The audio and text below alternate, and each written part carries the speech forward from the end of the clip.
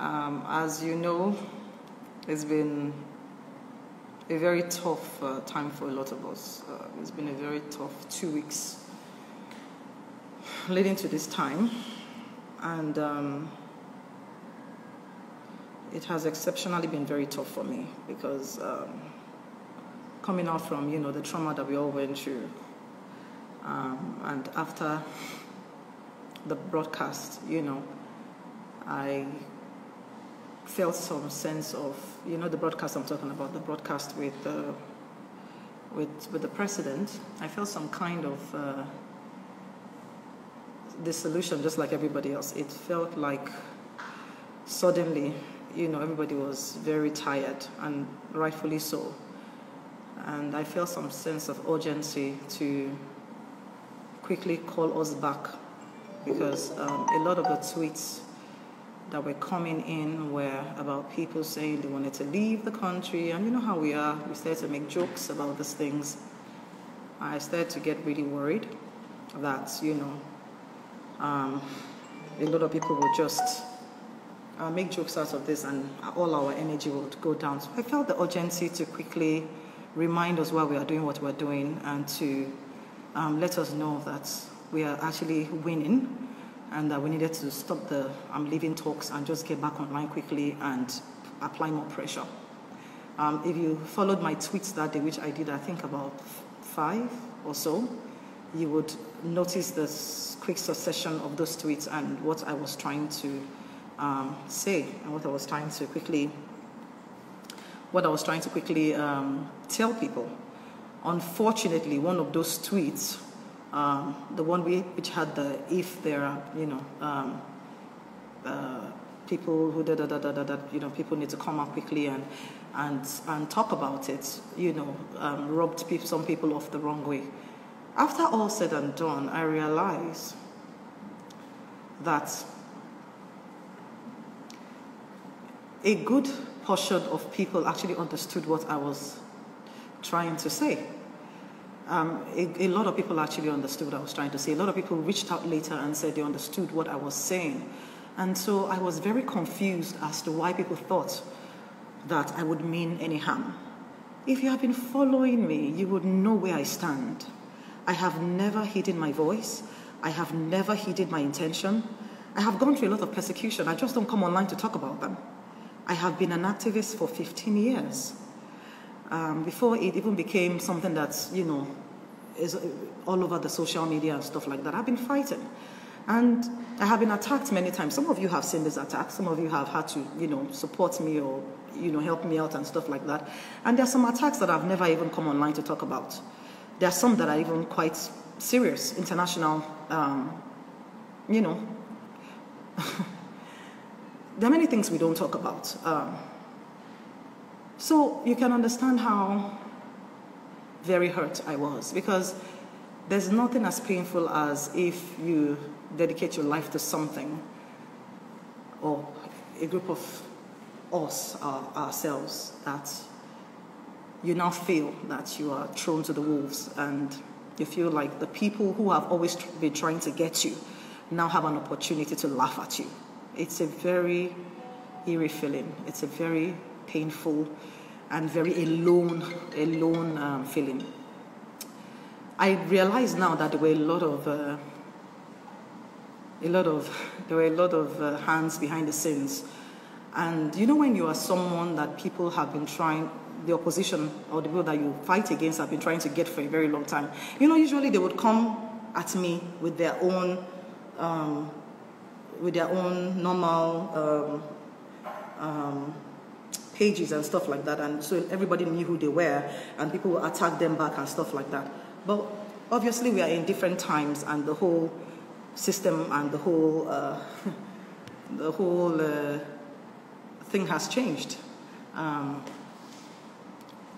guess the easiest thing to do right now was to go from behind and act like they're my fans as well, and attack me from that standpoint. So that way it makes it look more organic. It makes it look like, it's her fans that are attacking her, so that everybody can join on, knowing fully well the times.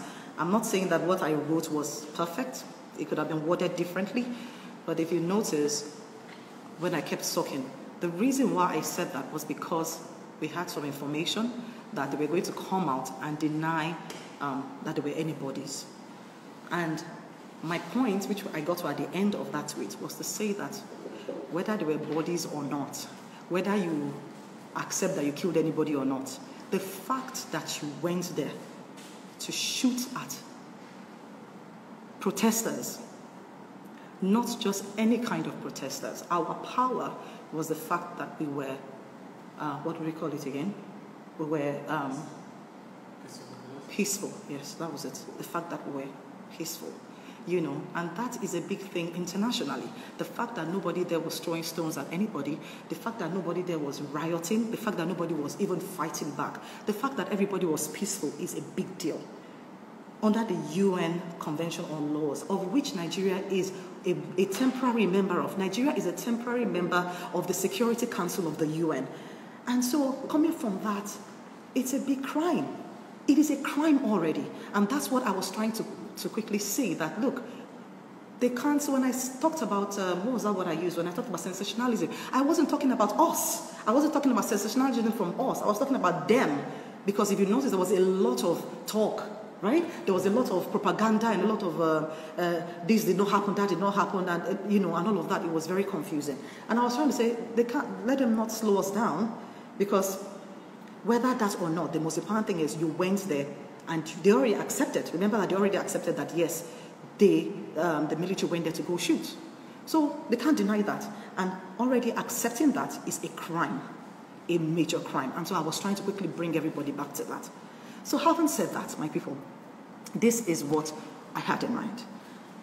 And this is what I tried to bring up. And if you go back to all the tweets that I have been tweeting before that time, you will see that this is where I have been.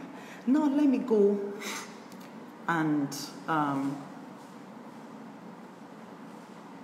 correct the notion, because I saw a lot of people saying Omotola was paid, Omotola has compromised, or more Omotola. I'm an orphan. I lost my father when I was 12 years old. By God's grace alone, I worked very hard to become where I am today. If you know my story, you will know that I am not somebody that compromises. I am not somebody you can lure. I am too stubborn. I'm a rebel. I am not somebody you can lure with money. I do not respect money. I do not live for money. I live for purpose. And I have never in my life been bribed by government, even in places where I could have collected and chopped mouth. I have never collected government's dime, one dime. So what exactly will I be needing that compromise for at this point in my life? Is it that at this point now God has not blessed me from nothing? What will I want to be compromised for? By who? Where? Who is that person that can bribe me? Please, please, please. It's very painful to hear those things. It's very painful. I've challenged them many times. I've challenged them. I've said, if there's anybody out there who is a government official who has ever given me anything, they should come out and say it. You knew the other time when we had a fight on Twitter where one of them came out and whatever, they said something about Jonathan, and I said, if you have ever given me anything, come out and bring out the proof. Did you see anybody come out with anything? So if I didn't then, why do you think I will now?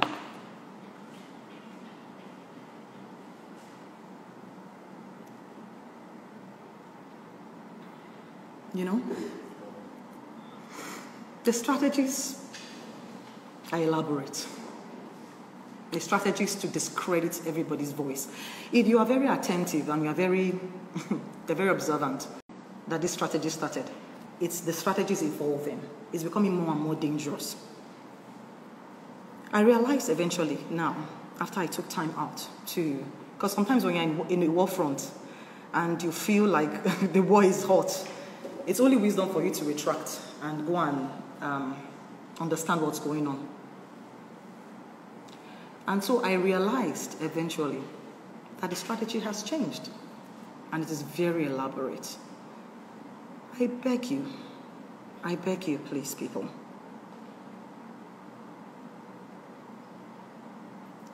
For the people that have been very consistent, We need your support. We need your help. Sometimes it feels alone doing this. It feels very dangerous, and it feels very... You feel... Sometimes you ask yourself, why am I doing this? So please, and please, Omotola is not after anybody's money. I can never be compromised. Everything I do for myself, for my children, for my children's children, for this country to get better. Because who does not want to live in a sane society? If you go and check my antecedents, I didn't just start today. I mean, I posted this on my Instagram the other time, where I said, I think I posted, what's the picture? I posted a picture side by side, yes, of me working with Enough is Enough 10 years ago. The picture is still there. 10 years ago. That was 2010. 2010. I mean, it's not the first time I've done that, but that was just, one of the, because they posted it, and so I had it to post. So, police brutality did not start today, and we've not been fighting it in just 2020. We started fighting it as far back as 2010. Imagine what we have been through. Imagine the attacks, and we are still fighting it today. We are still fighting it today. But more than ever, we are closer to solutions. More than ever, there is hope. More than ever, we are getting to a point where we can finally see some light. It has taken a lot of energy, a lot of people, a lot of fight, a lot of, tenacity to get to where we are. And I just want to say thank you to everybody who is adding their voice, who is not letting out, who is pushing. God bless you. Don't stop. We are closer. A lot of us are working in the background. A lot of my colleagues, or a lot of, in the NGO world and everything, working. They don't always come online to say all the things that are going on. But we're close. We're close, and a lot of things are happening. And I still want to end, because I'm not going to stay on this life for very long.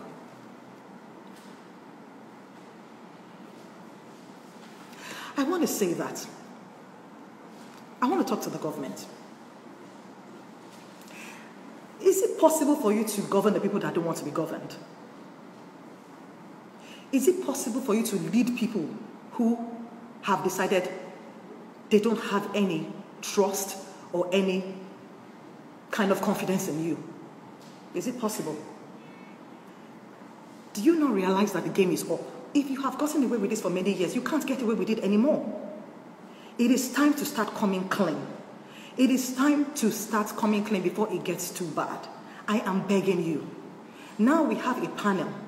Please let it be true.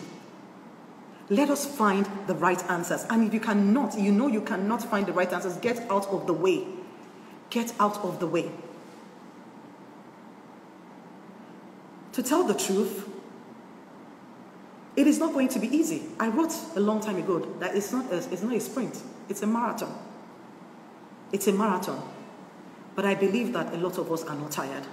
And I know that we are going to get what we need to get. Because we are ready.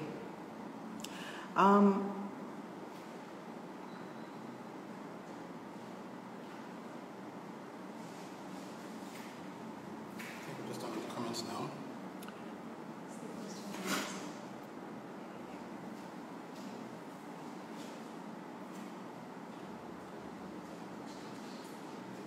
We can take questions. Okay, I can take questions. Okay. If you have a question, thank you. If you have a question for me, if you realize that sometimes there's so many things in my head, but I understand the times we're in, and it's a very hard time for all of us. It's a very hard time for all of us. So I'll take your questions and I'll answer as many people as I can. God help us.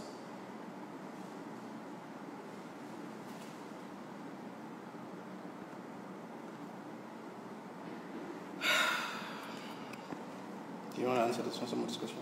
Okay, what is this?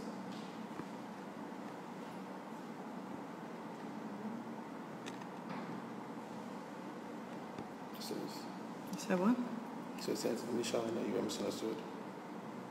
I hope you're doing fine. Yes, I'm doing fine, thank you. I'm doing well. Yeah, I was totally misunderstood, but I'm glad that after the whole thing has died down, a lot of people have reached out and said, after the whole initial controversy, that they've gone back to read my tweets and that now they understand what I was trying to say. But I hold on to what I've always said, and which is we need answers. We need to know who ordered that shooting. Who ordered the shooting? Who removed the cameras? Who turned off the light? You can't wish it away. Do you want to answer this? Can you answer this question? Do you think there is hope for the ongoing investigation? I'm a very optimistic person, and I believe that by God's grace there will be some kind of report. The question was if I have hope for the ongoing investigation. I mean, there are credible people there that are representing us. There are strong voices, and so I believe that things are going to come at them. Things are going to come at them, but I know there are strong people, and they'll be able to withstand. Do I feel like this will bring out the kind of results that we want? I hope so. I really hope so. But I feel that the climate is different, and I feel we are at a time when nobody's going to let go. So if their plan is to sweep things under the carpet, because they've done this kind of panels before. At least I've been called to one. I think it was 2017. So if the plan is to use this one to delay people and just, I mean, I'm sure by now they know this time around it won't work. Yes, something else. If all voices are one as yours, we will get there soon. Thank you. I hope so. Amen. Ask some questions on Twitter. Sorry? Ask some questions on Twitter. Can you read them to me, please? The feminist coalition, how do we ensure they don't stop supporting this cause of police brutality? So I don't know the people at the feminist coalition. I don't know them personally, but I have friends who are common friends with them. Because, most of us are all in the same circle, the NGO circle and all of that. And I hope for the ongoing investigation. I mean, there are credible people there that are representing us. There are strong voices. And so I believe that, things are going to come at them. Things are going to come at them. But I know there are strong people, and they'll be able to withstand.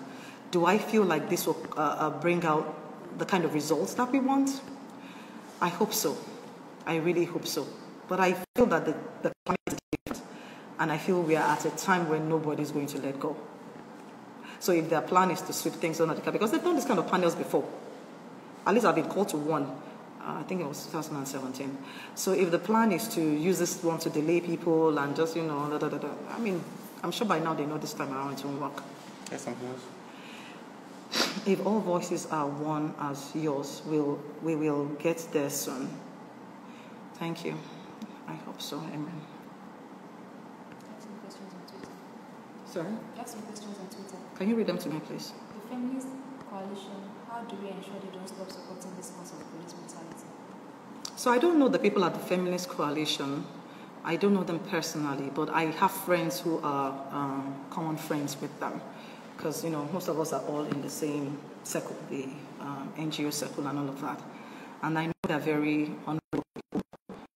I'm sure they won't stop. I mean, because what you guys don't understand is, I know that people have failed us. And I understand. I understand it. People have failed us. People that we've trusted have turned and gone into government, and then we are like, this person was a voice, and everything, and then they now use it for their own selfish gain, and, now they go for office and positions and all of that stuff. All I beg you is don't distrust everyone. Because what else do we have? If you distrust everyone, then what do we have? So, I mean, let's try. Let's try until somebody proves beyond others that they are thieves or that they do this for their own interest. Let's give them some support and let's just see how. Because sometimes it's discouraging when you are doing so much. And don't forget that this is a very dangerous thing that we do. And we have families. We have families. People are talking into your ear. You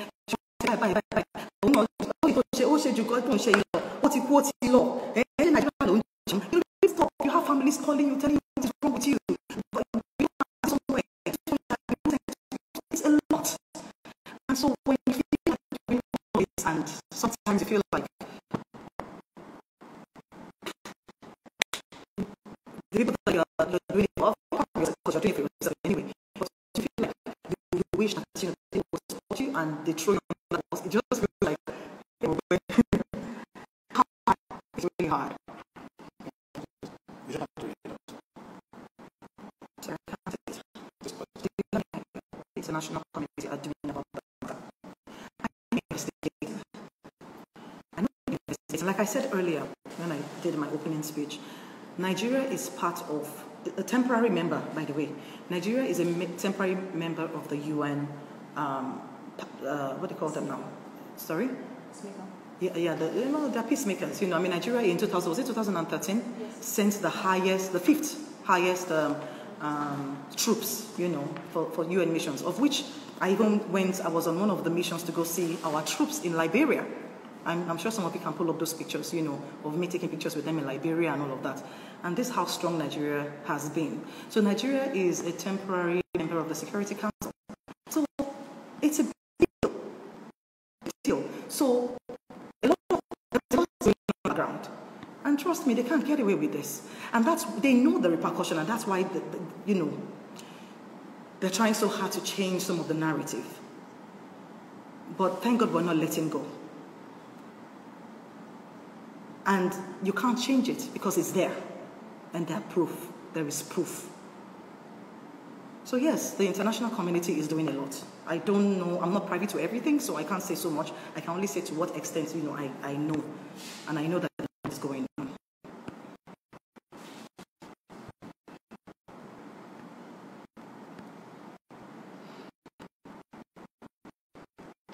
You think we can do to achieve our ultimate goal? Yeah, of this protest. I like what Mr. Douglas said, which is planning towards 2023. Because the truth of the matter is, in those days when there's a problem like this, you know, the military will come in or there'll be a coup or something like that. Now, the world is frowning at that. So there can't be a coup. You cannot take out a legitimate government that was voted in, you know, and all of that stuff. Except the protest continues, and then, you know, they're asked to step down or something. So the only way would be, I think, I am not very sure, is to continue to make our voices heard, to make our voices loud, and begin to plan towards the next election. But a lot of people are scared to come out because people are like, if I come out, you don't trust me. So we have to find a balance. We have to find a balance and allow people, you know, like support people who are willing to come out. Guide them, but support them. I think I'm not sure it's another way to be honest. Take the pressure on and start with the organization.